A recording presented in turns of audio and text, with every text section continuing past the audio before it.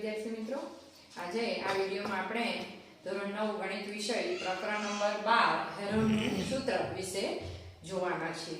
મિત્રો, આપણે જે ભૂમિતિમાં ત્રિકોણ વિશે જે સમજેલા છે એના પરથી આપણને ખ્યાલ છે કે ત્રિકોણનું ક્ષેત્રફળ કઈ રીતે શોધી શકાય છે। મિત્રો, સામાન્ય રીતે ત્રિકોણનું ક્ષેત્રફળ નું સૂત્ર જે આપણને ખબર છે કે 1/3 પાયો ગુણ્યા વેધ, કે આ સૂત્રની મદદથી આપણે ત્રિકોણનું ક્ષેત્રફળ શોધી શકીએ છીએ। એ ઉપરાંત જો કાટકોણ ત્રિકોણ હોય, કાટકોણ ત્રિકોણનું ક્ષેત્રફળ,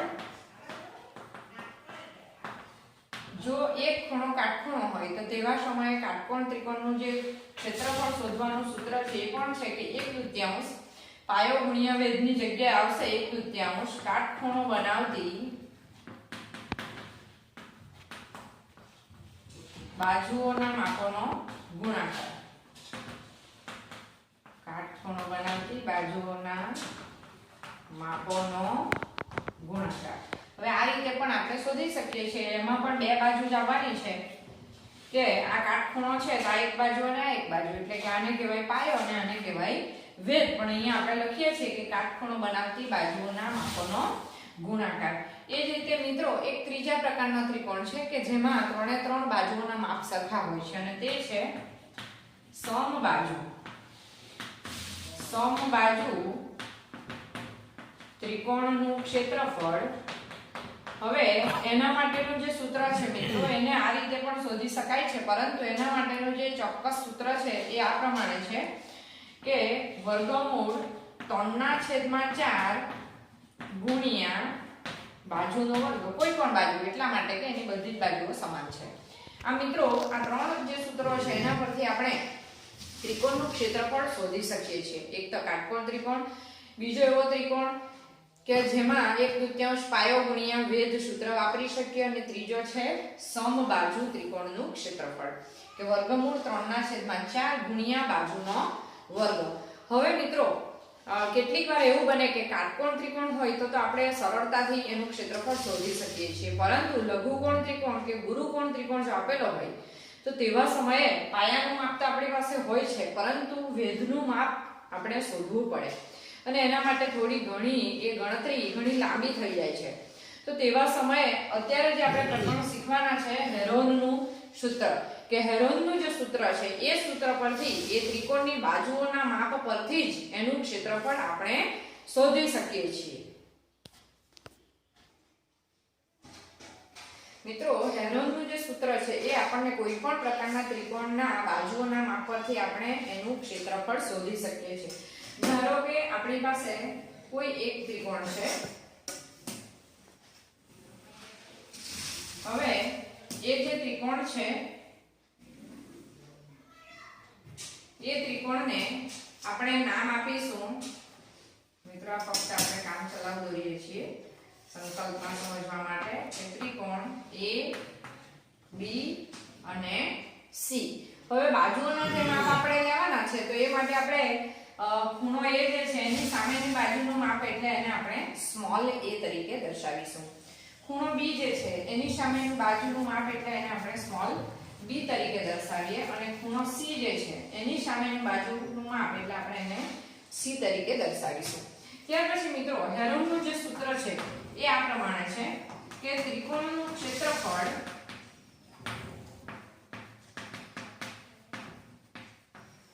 બરાબર વર્ગમૂળમાં s ઓછા a s ઓછા b અને s ઓછા c। મિત્રો, આ ખબર પડે છે કે જ્યાં a, b અને c એ બાજુઓના માપ છે, a, b, c એ અહીં જે કંઈક બાજુઓ છે ત્રણે ત્રણ બાજુઓના માપ છે। હવે s શું છે, તથા s બરાબર a વત્તા b વત્તા c ભાગ્યા 2, એટલે કે ત્રણે ત્રણ બાજુઓના માપોનો સરવાળો એટલે પરિમિતિ, એટલે કે પરિમિતિ ભાગ્યા 2 એટલે કે અર્ધ પરિમિતિ, એટલે s જે છે એની કિંમત આપણે અર્ધ પરિમિતિ ગણવાની છે.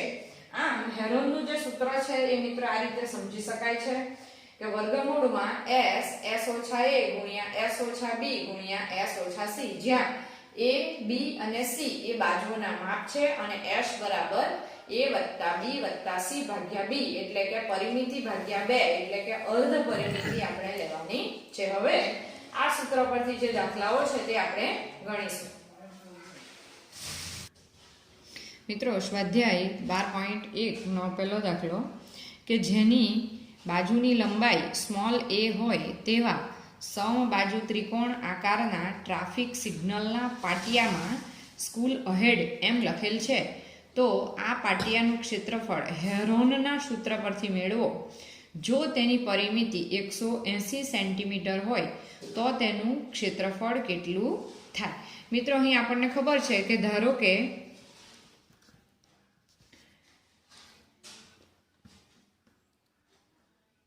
પાટિયું જે છે એટલે કે ટ્રાફિક સિગ્નલનું પાટિયું, ટ્રાફિક સિગ્નલના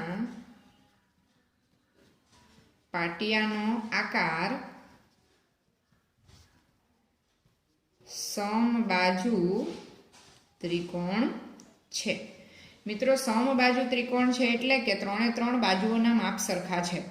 કે ધારો કે અહીં તો બાજુનું માપ એ આપેલું છે, એનો અર્થ આપણે જો ત્રણેય બાજુ લઈએ તો ત્રણેય બાજુઓ તો a બરાબર a લઈએ, b બરાબર પણ a લઈ શકાય અને c બરાબર પણ a. આમ ત્રણે ત્રણ બાજુના માપ a આપેલા છે.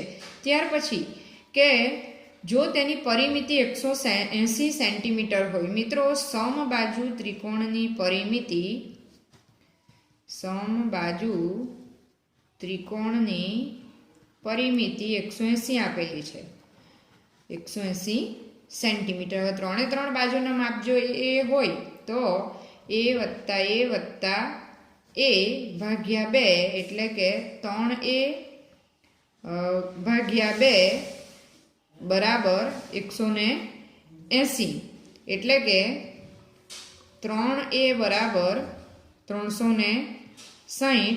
એટલે અહીં આપણને a બરાબર મળી શકે. વિદ્યાર્થી મિત્રો અહીં આપણે પૂર્ણ પરિમિતિ લેવાની છે, એટલે આ ભાગ્યા 2 જે છે એને આપણે કેન્સલ કરીએ છીએ. બરાબર? કેમ કે પરિમિતિ 180 સેન્ટીમીટર આપેલી છે. જો અર્ધ પરિમિતિ હોય તો આપણે છેદમાં 2 લઈ શકીએ છીએ. એટલે કે 3a બરાબર 180. એનો અર્થ એવો થાય કે a બરાબર આપણને મળશે 180 ભાગ્યા 3, માટે a બરાબર 60 સેન્ટીમીટર. એટલે કે ત્રણે ત્રણ બાજુઓના જે માપ છે એ આપણને 60 સેન્ટીમીટર મળે છે. હવે પરિમિતિ 180 સેન્ટીમીટર છે. પરિમિતિ બરાબર 180 સેન્ટીમીટર, માટે s બરાબર અર્ધ પરિમિતિ એટલે કે 180 ભાગ્યા 2 એટલે કે 90 સેન્ટીમીટર આપણને s ની કિંમત મળે છે. તથા a બરાબર પણ 60, b બરાબર પણ 60 અને c બરાબર પણ 60. હવે આપણું જે હેરોનનું સૂત્ર છે એમાં s ઓછા a, s ઓછા b અને s ઓછા c એ સૂત્ર આપણે ઉપયોગમાં લેવાનું છે. તો ત્રિકોણનું ક્ષેત્રફળ સ્પષ્ટ આપ્યું છે કે હેરોનના સૂત્ર પરથી. તો હેરોનના સૂત્ર પરથી સમબાજુ ત્રિકોણનું ક્ષેત્રફળ બરાબર વર્ગમૂળમાં s ઓછા a, s ઓછા b, s ઓછા c બરાબર વર્ગમૂળમાં s એટલે આપણી પાસે છે 90 ઓછા a એટલે કે 60, ફરી પાછું 90 ઓછા 60 અને 90 ઓછા 60 એટલે કે બરાબર વર્ગમૂળમાં 90, 60 ઓછા 90 ઓછા 60 એટલે આપણને મળશે 30. 90 ઓછા 60 એટલે 30 અને 90 ઓછા 60 એટલે કે 30. મિત્રો આપણી પાસે 90 જે છે તો તેને આપણે 30ના ગુણકમાં બતાવીએ તો 30 તારી 90 અને s ઓછા a એટલે 30, s ઓછા b એટલે 30 અને s ઓછા c એટલે પણ 30. હવે વર્ગમૂળમાં 3 ગુણ્યા 3 તારી 9 એટલે કે આ બેને સાથે ગુણીએ અને આ બેને સાથે ગુણીએ એટલે આ થાય 900 અને આ પણ મળે 900. હવે 900 ગુણ્યા 900 એટલે કે 3 ગુણ્યા 900નો વર્ગ અને વર્ગ છે ને વર્ગમૂળમાંથી એને બહાર કાઢીએ એટલે એ આપણને 900 મળે. 900 ગુણ્યા વર્ગમૂળમાં 3 સેન્ટીમીટરનો વર્ગ. આમ સમબાજુ ત્રિકોણાકાર ટ્રાફિક સિગ્નલના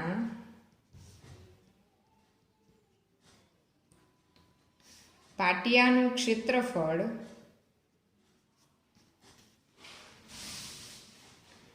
900 ગુણ્યા વર્ગમૂળ 3 સેન્ટીમીટરનો વર્ગ છે. મિત્રો આ જે હેરોનના સૂત્ર પરથી આપણને જે જવાબ મળેલો છે એ જ પ્રકારનું ક્ષેત્રફળ આપણે સમબાજુ ત્રિકોણનું જે ક્ષેત્રફળ છે કે વર્ગમૂળ 3/4 l નો વર્ગ એટલે કે બાજુનો વર્ગ, તો એની મદદથી પણ આપણે શોધી શકીએ છીએ. વિદ્યાર્થી મિત્રો, દાખલો નંબર 2. એક ફ્લાયઓવરની ત્રિકોણાકાર દિવાલોનો ઉપયોગ જાહેરાત માટે કરવામાં આવે છે. આ દિવાલોની બાજુઓ 122 મીટર, 22 મીટર અને 120 મીટર છે. જાહેરાત પ્રતિવર્ષ ₹5000 પ્રતિ મીટર સ્ક્વેર ના દરે કમાણી કરી આપે છે. એક કંપની તે દિવાલોમાંની એક 3 મહિના માટે ભાડે રાખે છે તો તેણે કેટલું ભાડું ચૂકવવું પડે? મિત્રો આ ફ્લાયઓવર બ્રિજ છે કે જે મોટેભાગે આપણે નેશનલ હાઈવે ઉપર પણ જોઈ શકીએ છીએ. તો એની નીચે નાવ રસ્તાઓ છે અને સાઈડ ઉપર આવી કેટલીક દિવાલોની રચના જોવા મળે છે. ને કોઈ એક કંપની પોતાની જાહેરાત આપવા માટે આ જે દિવાલ છે એનો ઉપયોગ કરે છે. હવે એ જે દિવાલ છે તે ત્રિકોણાકાર છે તો એની બાજુઓના માપ આ મુજબ છે: 122 મીટર, 120 મીટર અને ફક્ત 22 મીટર. એનું જે ભાડું છે એ જે તે ફ્લાયઓવર બ્રિજ બનાવનાર કંપની એનું જે ભાડું છે પ્રતિવર્ષ 1 મીટર સ્ક્વેરના ₹5000 દરે લે છે. એટલે કે 1 મીટર સ્ક્વેર જે ભાગ છે એના 1 વર્ષના ₹5000 દરે એનો ભાડું લે છે. અને આ જે કંપની છે એ કંપની આ જ દિવાલમાંથી આ માપનું એક ત્રિકોણાકાર જાહેરાત માટેની જગ્યા વાપરે છે અને તે 3 મહિના માટે ભાડે રાખે છે તો તેણે કેટલું ભાડું ચૂકવવું પડે?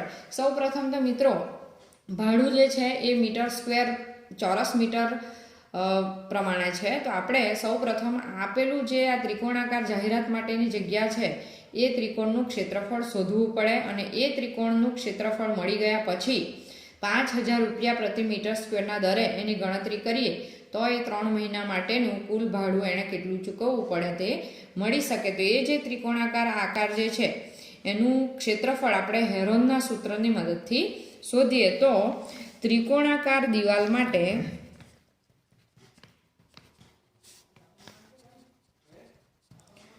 ત્રણે બાજુઓના માપ રાખીએ તો આપણે a બરાબર 122 મીટર, b બરાબર 120 મીટર અને c બરાબર આપણે 22 મીટર લઈએ. માટે અર્ધ પરિમિતિ, જેને આપણે હેરોનના સૂત્રમાં s કહીએ છીએ, બરાબર a વત્તા b વત્તા c ભાગ્યા 2 એટલે કે 122 વત્તા 120 વત્તા 22 ભાગ્યા 2 એટલે આનો સરવાળો કરીએ તો આપણને મળશે 264 ભાગ્યા 2 બરાબર 264 ભાગ્યા 2 એટલે કે 132 મીટર એ આપણને એસની કિંમત મળે છે. એટલે કે મિત્રો એસની જે કિંમત છે એ આપણને મળી છે અને તે છે 132 મીટર.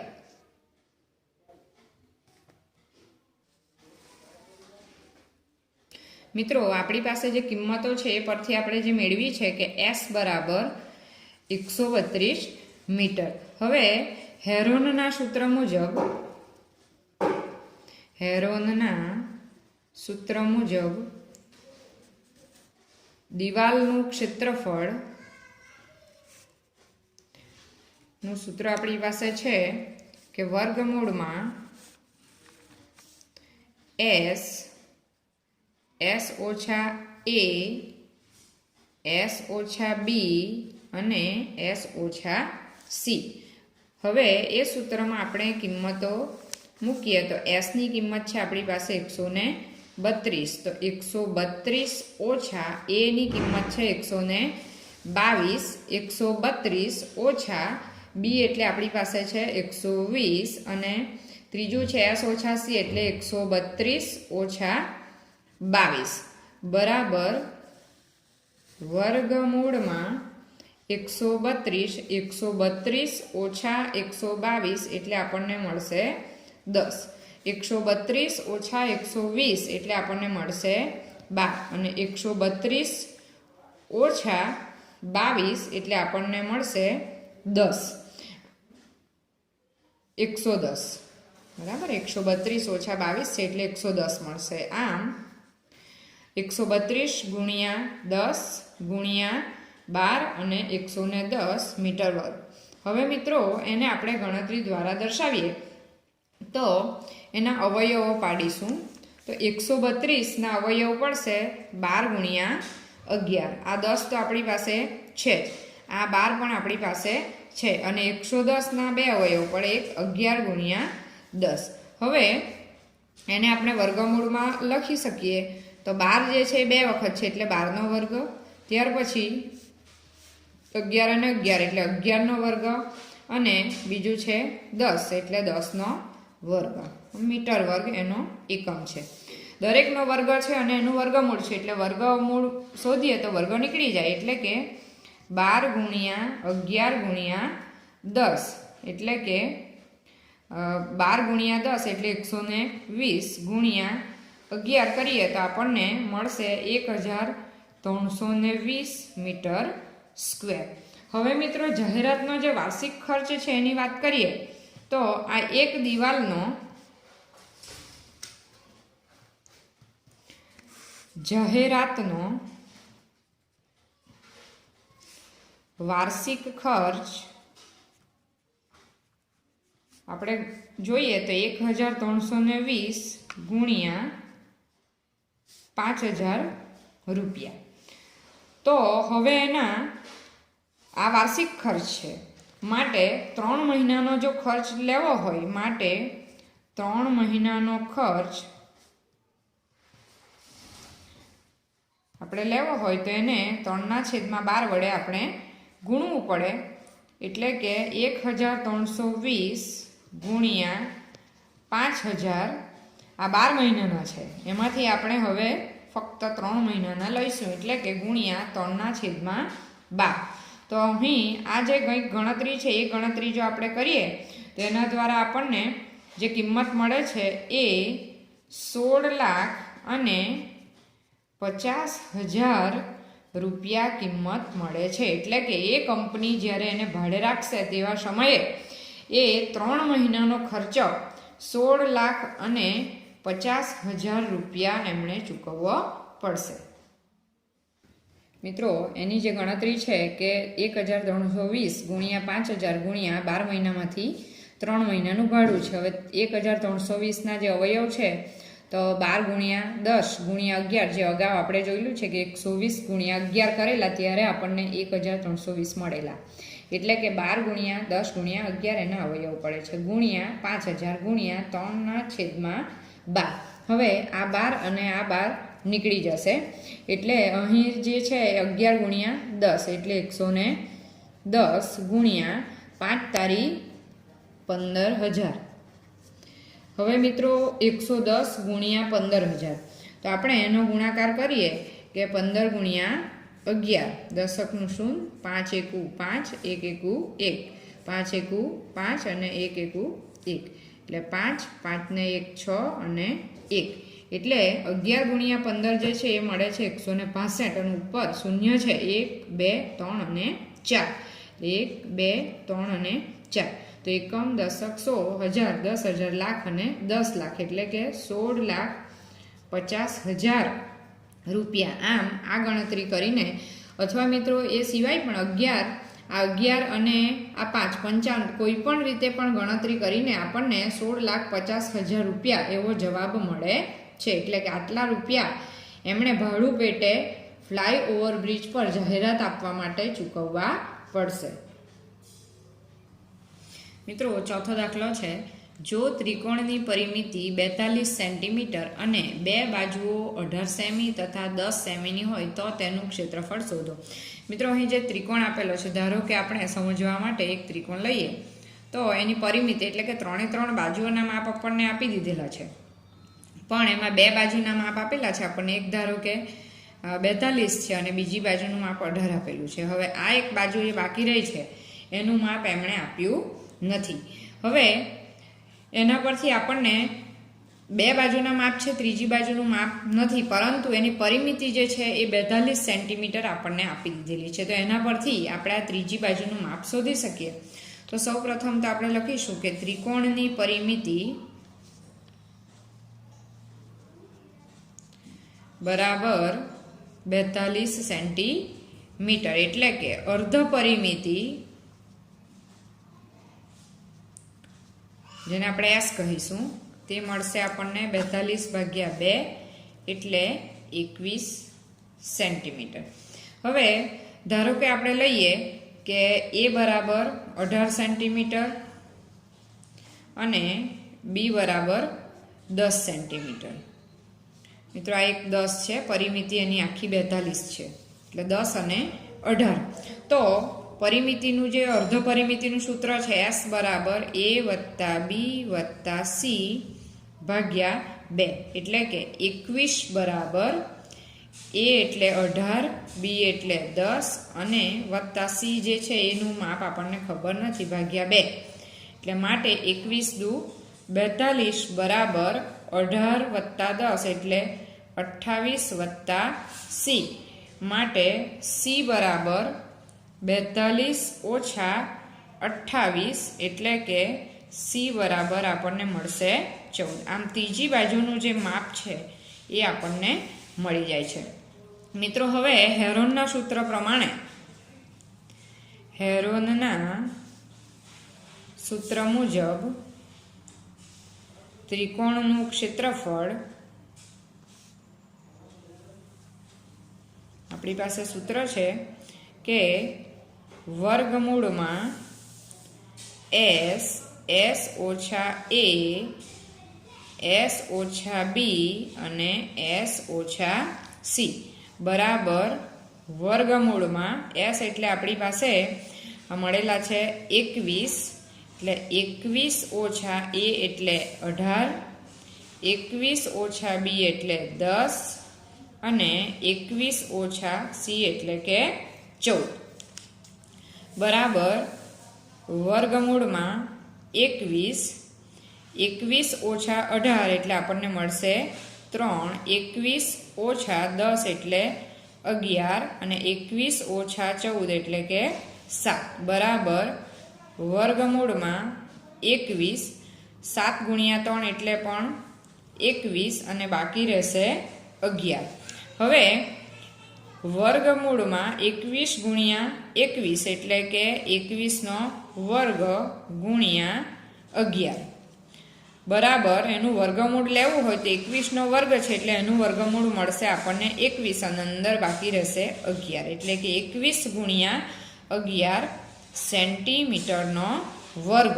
આમ જે આપેલો ત્રિકોણ છે કે જેની પરિમિતિ 42 સેન્ટીમીટર છે અને ત્રીજી બાજુ આપેલી નથી, પરંતુ એનું માપ આપણે મેળવ્યું અને તે છે 14. તો એના પરથી હેરોનના સૂત્ર પ્રમાણે એ આપેલા ત્રિકોણનું ક્ષેત્રફળ 21 વર્ગમૂળમાં 11 સેન્ટીમીટરનો વર્ગ થશે. મિત્રો પાંચમો દાખલો છે, ત્રિકોણની બાજુઓ 12:17:25 પ્રમાણમાં હોય અને તેની પરિમિતિ 540 સેન્ટીમીટર હોય તો તેનું ક્ષેત્રફળ શોધો. ધારો કે ત્રિકોણની